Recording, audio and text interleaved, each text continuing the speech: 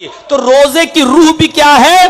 तकवा। इसलिए अल्लाह ने फरमाया कि आए लोगों, अल्लाह के नबी कहते हैं कि कयामत के दिन हर इबादत का सवाब अल्लाह फरिश्तों से कहेगा मेरे बंदों को दे दो, लेकिन रोजे का इनाम अल्लाह खुद देगा। और क्या कहेगा?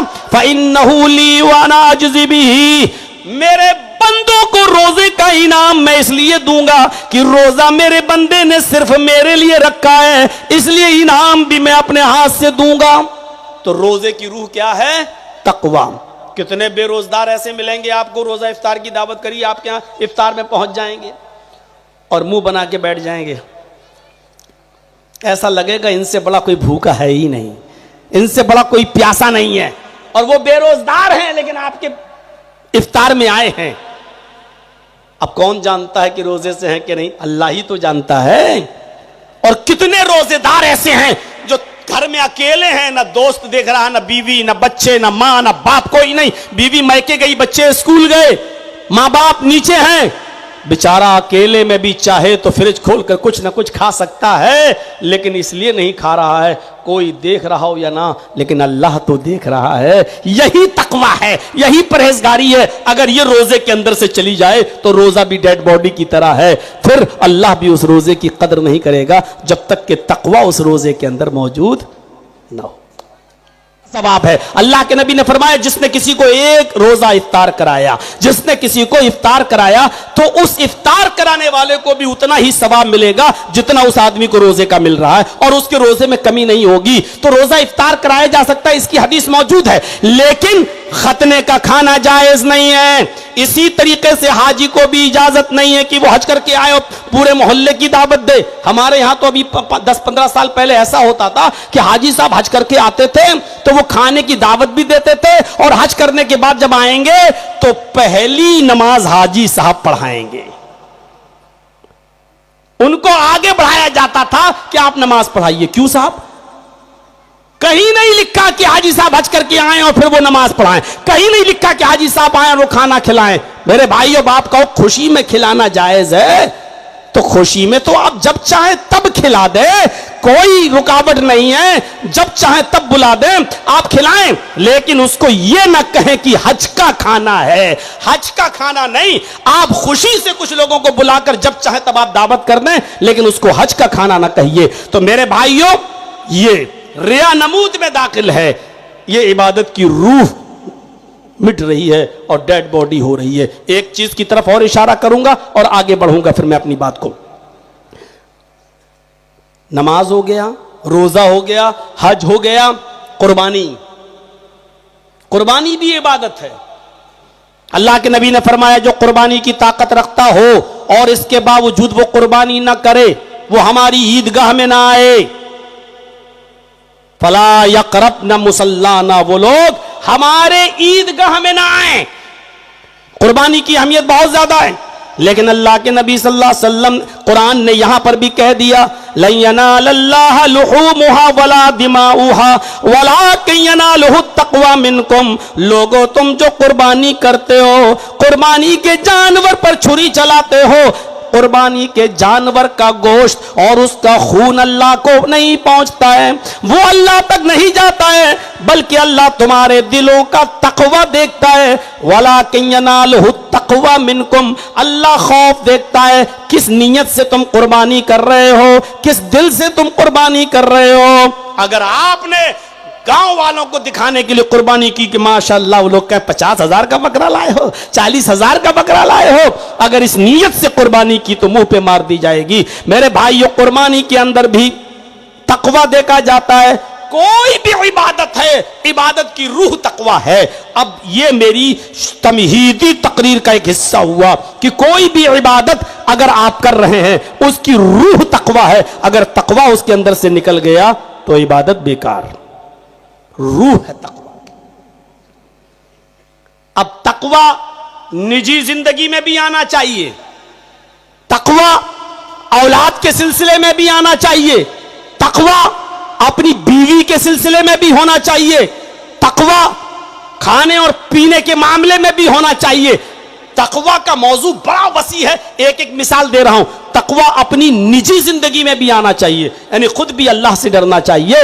या अय्युहल्लज़ीना आमनू कू अनफुसकुम व अहलीकुम नारा, यही आयत पढ़ी थी मैंने खुतबे के बाद। या अय्युहल्लज़ीना आमनू कू अनफुसकुम व अहलीकुम नारा, आए ईमानो वालो तुम अपने आप को भी जहन्नम की आग से बचाओ और अपने अहल व अयाल को, अपनी बीवी बच्चों को भी जहन्नम की आग से बचाओ। नबी अकरम जनाबी मोहम्मद रसूलुल्लाह के तकवे का हाल यह था कि आपने अपनी लौंडी को आवाज दी। लौंडी मतलब खादिमा। अरब के अंदर लड़के और लड़कियां बेचे और खरीदे जाते थे, तो जो लड़के खरीदे जाते थे उनको गुलाम कहा जाता था और जो लड़की खरीद ली जाती थी उसको लौंडी कहा जाता था। अल्लाह के रसूल ने तो कोई खरीदी नहीं, लेकिन किसी ने खरीद कर नबी को लौंडी दे दी खिदमत करने के लिए कि तुम जाओ और नबी की खिदमत करो, तो वो लौंडी कहलाती है। तो एक लौंडी थी अल्लाह के नबी सल्लल्लाहु अलैहि वसल्लम के पास जो नबी के घर का काम कर दिया करती थी। तो आपने उसको आवाज दी और आप अपनी बीवी के गोद में सर रखकर लेटे हुए थे और बीवी का नाम गालिबन हजरत उम्मे सलमा है। मैं थोड़ा सा कंफ्यूज हूं कि वो आयशा थी या उम्मे सलमा। जहां तक मेरा गालिब गुमान है, बुखारी की रिवायत है कि वो उम्मे सलमा थी। तो उम्मे सलमा की, और मैंने गालिबन कह दिया, आयशा भी हो सकती हैं, लेकिन मुझे जहां तक यकीन है और जहां तक मेरा जहन काम कर रहा है तो मैं उम्मे सलमा समझ रहा हूं। उम्मे सलमा की गोद में सर रखे हुए थे और आपने आवाज दी लौंडी को। उसने आवाज तो सुन ली लेकिन आई नहीं। आपने दोबारा आवाज दी, उसने दोबारा भी सुन लिया लेकिन आई नहीं। तीसरी बार आवाज दी, सुन लिया लेकिन नहीं आई। आपने अपनी बीवी उम्मे सलमा से कहा, उम्मे सलमा जाओ जरा देखो तो कहां चली गई। उम्मे सलमा ने जैसे ही गेट खोला दरवाजा, तो वो बाहर बैठी है और बकरी के बच्चे के साथ खेल रही है। बकरी के बच्चे के साथ होता है, बहुत से लोग बकरी के बच्चे को गोद में लेते हैं, खेलते हैं, वो खेल रही थी। तो उम्मे सलमा ने कहा, तुम्हें अल्लाह के रसूल ने आवाज दी, क्या तुमने सुना नहीं? उसने कहा सुन लिया था। कहा तीनों आवाजें सुन ली? कहा जी। फिर तुम आई क्यों नहीं? सर नीचे कर लिया। सच तो बोल दिया लेकिन पूछा आई क्यों नहीं, तो सर नीचे कर लिया, क्योंकि कोई जवाब नहीं था और झूठ बोल नहीं सकती थी। अगर झूठ ही बोलना था तो पहले कह देती कि हमने सुना ही नहीं। उस जमाने की लौंडियां भी, काम करने वालियां भी सच झूठ से इतनी नफरत करती थी। कहां आवाज सुनी फिर आई क्यों नहीं? सर नीचे कर लिया, क्योंकि जो जवाब देती वो झूठ होता। जानबूझ के नहीं आई। कहा ठीक है चलो, बुला लिया।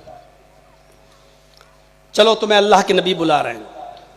तो अल्लाह के रसूल सल्लल्लाहु अलैहि वसल्लम ने उससे पूछा, क्या तुम ने मेरी आवाज सुनी? हजरत उम्मे सलमा कहती हैं कि अल्लाह के रसूल, इसने आपकी तीनों बार आवाज सुन ली लेकिन फिर भी नहीं आई। आपने कहा उम्मे सलमा अब तुम खामोश हो जाओ। आए लौंडी, क्या तूने मेरी आवाज सुनी थी? उसने कहा जी। दूसरी भी आवाज सुनी थी? कहा जी। तीसरी भी सुनी थी? कहा जी। देख रहे हैं, उम्मे सलमा नबी की बीवी हैं, नबी से कह रही हैं कि आपकी आवाज सुन चुकी थी फिर भी नहीं आई। तो अल्लाह के रसूल ने उम्मे सलमा की बात पर कान धरते हुए फौरन उसको सजा नहीं दी, बल्कि तहकीक कर रहे हैं। उससे भी पता ये चला कि जब तक दोनों की बातें न सुन ली जाए किसी को फैसला नहीं करना चाहिए। कोई भी आदमी उल्टी सीधी बात आपसे कह सकता है, इसलिए कोई आदमी कहे जर्जी साहब मेरी बीवी ऐसी है, बस हो सकता है तुम जो बोल रहे हो सही हो, लेकिन जब तक तुम्हारी बीवी की भी बात नहीं सुनेंगे तब तक हम कैसे कहते हैं कि तुम सही बोल रहे हो या वो सही बोल रहा है। ये होना चाहिए मेरे भाई, जो दोनों तरफ से बात सुननी जानी चाहिए। अल्लाह के नबी की बीवी कह रही है कि आपकी बात सुनी हो फिर भी नहीं आई। आपने कहा बस अब तुम बताओ, तुमने सुनी? हाँ। दूसरी भी सुनी? हाँ। तीसरी बार भी सुना? हाँ। फिर क्यों नहीं आई? कहा बस वैसे ही नहीं आई। आपने मिसवाक निकाली। मिसवाक समझते हैं ना, ये कान में रखी रहती थी अल्लाह के रसूल के। उस जमाने में पॉकेट वॉकेट नहीं होती थी ना, कपड़ा पहना, मिसवाक किया, मिसवाक कान में लग ली, नमाज पढ़ना शुरू कर दिया। मिसवाक हर वक्त कान में लगी रहती थी। जब भी नमाज का टाइम हुआ मिसवाक निकाली, मिसवाक करना शुरू कर दिया और फिर मिसवाक को कान में लगाया और नमाज पढ़ना शुरू कर दिया। तो मेरे भाइयों, ये मिसवाक कान में लगी रहती थी। अल्लाह के नबी सल्लल्लाहु अलैहि वसल्लम ने वो मिसवाक कान से निकाली, उस लड़की को, उस लौंडी को करीब किया और ऐसे करके, ऐसे आवाज सुन के भी नहीं आई, तू ऐसे करके जू ही मारना चाहा, उसके कांधे तक मिसवाक जाती है, टच नहीं होती है, कांधे तक यहां तक जाती है और फिर मिसवाक को वापस कर लेते हैं और कान में लगा लेते हैं। जाओ, आइंदा ख्याल रखना। यानी मार रहे थे, मारा नहीं। उम्मे सलमा ने कहा अल्लाह के नबी, एक दो बार उसको सजा दे देना चाहिए वरना वो सर पे चढ़ जाएगी। आपकी ढील की वजह से ये सर पे चढ़ चुकी है। आपने मिसवाक निकाल ही ली थी तो मारा क्यों नहीं? उसको मार देना चाहिए था।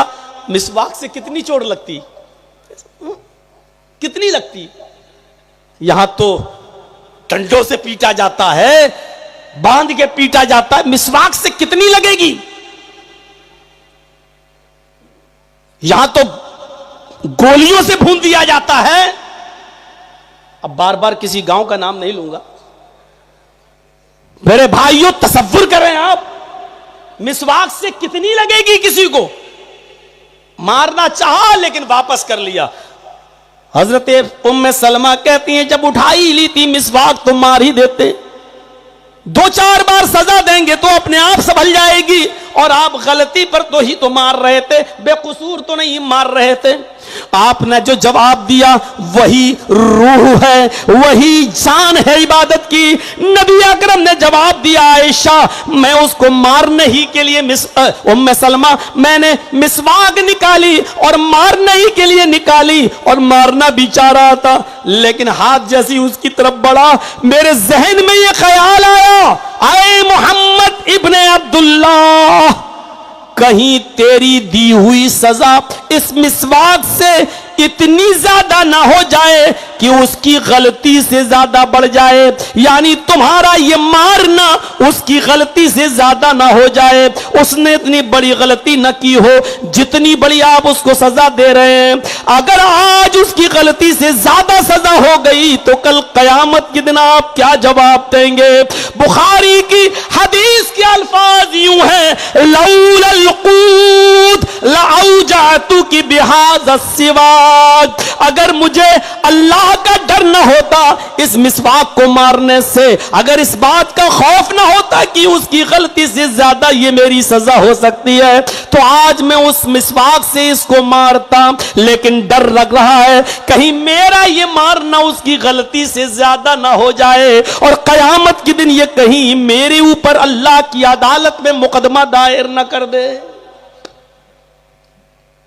ये उस हस्ती का हाल है जो जन्नती है। ये उस नबी का हाल है जिसके लिए हम हर नमाज के बाद, अजान के बाद मकाम महमूद की दुआ करते हैं, वबअसहु मकाम महमूदा। ये उस नबी का हाल है। ईमानदारी के साथ बताइए, आप अपने मुलाजिमीन के साथ क्या करते हैं? आपके यहां काम करने वाले होंगे, आप उनके साथ कितना डांटते होंगे और कितना फटकारते होंगे। कहीं उसकी गलती से ज्यादा तो आप उसको नहीं डांट रहे हैं। हर आदमी गौर करे, सोचे, नतीजा निकालिए मेरे प्यारे साथियों। यह तकवा था निजी जिंदगी के अंदर। हमारी निजी जिंदगी क्या कहती है? हमारी जिंदगी में कितना तकवा आया है? हर आदमी अपनी निजी जिंदगी के बारे में गौर करे कि उसकी जिंदगी में कितना तकवा है। फिर कुरान कहता है, या अय्युहल्लज़ीना आमनू कू अनफुसकुम व अहलीकुम नारा, अपनी जिंदगी में भी तकवा पैदा करो, अल्लाह से जहन्नम की आग से बचो और अपने बीवी और बच्चों को भी जहन्नम की आग से बचाओ। आओ पहले बच्चों से शुरू करते हैं। उमर इब्ने अब्दुल अजीज का जमाना है। हर आदमी गौर करे, जर्जीस भी इसमें शामिल है, हम भी आज के जमाने में ऐसा नहीं कर सकते। जरा गौर करो, उमर इब्ने अब्दुल अजीज का जमाना है, उमर इब्ने अब्दुल अजीज के इंतकाल का वक्त करीब आ गया है।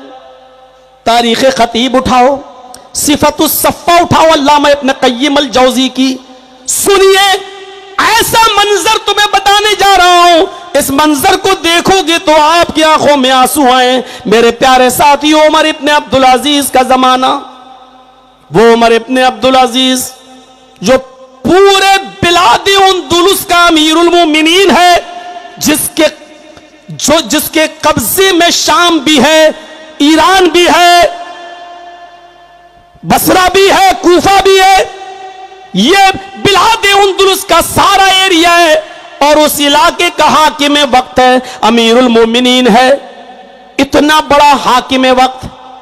लेकिन जब उसके इंतकाल का वक्त आता है तो जो लोग उनको देखने आते हैं तीमारदारी के लिए, आयादत के लिए, एक ने कहा अमीरुल मोमिनीन आपने अपनी औलाद को कुछ नहीं दिया, आपने सब कुछ सदका कर दिया, खैरात कर दिया, आपने अपनी औलाद के लिए क्या छोड़ा है? कुछ नहीं छोड़ा। उन्होंने कहा मैंने अपनी औलाद के लिए बहुत कुछ छोड़ दिया है। कहा क्या है? हमें तो कुछ नजर नहीं आता। फरमाया मेरे इंतकाल के बाद तुम सबको पता चल जाएगा मैंने अपनी औलाद के लिए क्या छोड़ा। फिर उन्होंने अपने सारे बच्चों को बुलाया, मरने वाले हैं, इंतकाल होने वाला है, अपने सारे बच्चों को बुलाया। जानते हो उनके सारे बच्चों की तादाद गिनती गिनी गई तो 14 थे, सिर्फ लड़के ही लड़के। उमर इब्ने अब्दुल अजीज की 14 औलाद थी, 14 बच्चे थे, 14 बच्चे उनके पास बैठे हुए हैं, कोई बच्चा भी बालिग नहीं है।